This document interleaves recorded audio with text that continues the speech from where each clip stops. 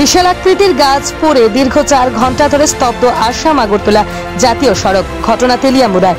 বন্ধ ইমার্জেন্সি পরিষেবা। দুর্ভোগের শিকার সাধারণ মানুষজন সহ দূরপাল্লার লরি চালকরা।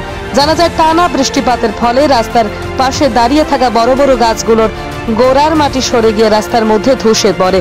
যদিও হতাহতের কোনো খবর নেই, কিন্তু বিশাল আকার গাছ রাস্তার এপাশ ওপাশে পড়ে থাকার কারণে দুদিকের যান চলাচল একেবারে বন্ধ হয়ে পড়ে। দুদিকে প্রচুর পরিমাণে গাড়ি আটকে পড়ে। এখানে প্রসঙ্গত উল্লেখ্য, গত 3 দিন থেকে রাজ্যের বিভিন্ন এলাকার সঙ্গে তেলিয়ামুড়াতেও ব্যাপক বর্ষণ হয়। মুষলধারে বৃষ্টির ফলে জাতীয় সড়কের পার্শ্ববর্তী গাছের গুড়ি থেকে মাটি ধসে যাওয়াতেই বড় গাছটি জাতীয় সড়কের উপর এসে পড়ে।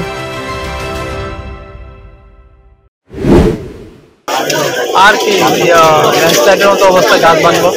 কতক্ষণ ধরে জাতীয় সড়ক বন্ধ? আমি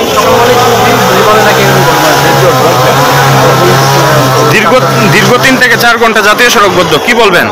এটা তো টোটাল বাজে অবস্থা। জাতীয় সড়ক বন্ধ হয়ে আসলে অনেক স্টাফ পৌঁছাতে পারতেছে না। আমিও নিজেও একজনকে লাগিয়ে দিলাম, অফিসিয়াল স্টাফ অফিস করার নিয়ে প্রবলেম হতে সবাই। মুমূর্ষু রোগী সহ বিভিন্ন অসুবিধায় যারা রয়েছে রাস্তার পাশে দেখলাম ওয়াশ এরিয়া অনেক অ্যাম্বুলেন্স তারাই তাড়াতাড়ি সম্ভব রাস্তাটা কেয়ার করা হয়। এখান থেকে জানা যাইতেছে দীর্ঘ 5টা-4টার দিকে গাছটা পড়ছে, কিন্তু বন দপ্তরের কর্মীরা 9টার সময় আছে। কি করবেন? এটা কি খামখেয়ালি না? নিশ্চয়ই খামখেয়ালি। এখানে দেখা যেতেছে বাড়ি করে কারেন্টের অভাবের জন্য জল নাই, ইলেকট্রিসিটির প্রবলেম। অফিসিয়াল তখন স্টার্ট হইব 10টা বাজে প্রায়। নিশ্চয়ই প্রবলেম। এরা তো জামিন তো কিছু আসে, অস্বীকার করার কোনো উপায় নেই। এলাকাটার নাম কি? এলাকার মানে বাজারের সামনে কুলিং।